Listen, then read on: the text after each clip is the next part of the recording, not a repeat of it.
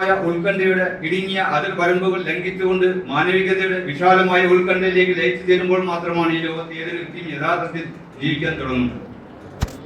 ഇതൊക്കെ ഉൾക്കൊണ്ടുകൊണ്ട് നമ്മൾ ജീവിച്ചാൽ എത്ര സമത്വ സുന്ദരമായ ജീവിതമായി തീർന്നേനെ. നമ്മുടെ വീട്ടുമുറ്റം മാത്രം ക്ലിയറാവുക, നമ്മൾ മാത്രം ശരിയാവുക, അങ്ങനെ സ്വാർത്ഥപരമുള്ള പ്രശ്നങ്ങളുണ്ടാകും. നമുക്ക് വേണ്ടിയല്ല ജീവിക്കേണ്ടത്, നമ്മൾ മറ്റുള്ളവർക്ക് വേണ്ടി ജീവിക്കണം. മറ്റുള്ളവർക്ക് വേണ്ടി ജീവിക്കുമ്പോൾ പടച്ച തമ്പുരാൻ നമുക്ക് ആവശ്യമുള്ള തന്നിരിക്കും. ഞാൻ ജീവിതത്തിൽ അനുഭവിച്ചുകൊണ്ടിരിക്കുന്നതാണ്.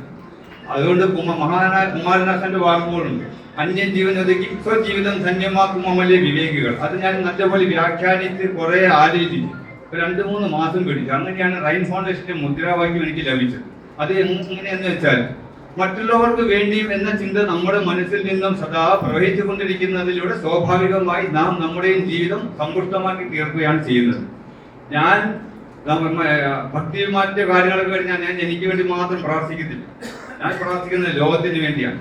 പ്രാർത്ഥന എന്ന് വെച്ചാൽ ശുദ്ധമായ ചിന്താഗതി കൈവരിക്കുക, അതിൽ കവിഞ്ഞ് മറ്റൊന്നുമല്ല.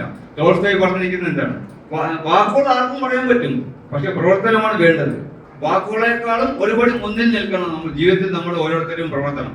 ഇത്രയും പറഞ്ഞുകൊണ്ട് എന്റെ സാമൂഹ്യമായ കാര്യങ്ങൾക്ക് വേണ്ടി കൂടുതൽ ഊന്നൽ നൽകി പ്രശംസിച്ച മനുഷ്യ സ്നേഹികളായവരും എന്റെ ഗുരുനാഥന്മാരായവരും എല്ലാം എന്റെ മുൻപിലിരിക്കുന്ന എന്നെ പ്രസിദ്ധി പോറ്റിയ കുറെ പാടുപെട്ടിട്ടുണ്ട് ഈ തള്ളേരിക്ക് വേണ്ടി. നിങ്ങൾ കാണുന്ന പോലെയല്ല. അതുകൊണ്ട് ഈ ഇബ്രാഹിം ലിംഗിന്റെ വാക്കുകൾ നെഞ്ചോട് വെച്ചാൽ ഞാൻ എപ്പോഴും സ്മരിക്കുന്നത്, ഓർക്കുന്നത്. അപ്പോൾ നമുക്ക് ഊണഴിക്കാൻ വേണ്ടിയുള്ള വിശന്ന വയറോട്ട് എല്ലാവരും കൂടി ഇരിക്കുന്നത്. അതുകൊണ്ട് സമയം അതിക്രമിച്ചത് കൊണ്ടിരിക്കുന്നതുകൊണ്ട് ഞാൻ ഈ വാക്കുകൾ ഇവിടെ ചുരുക്കുന്നു.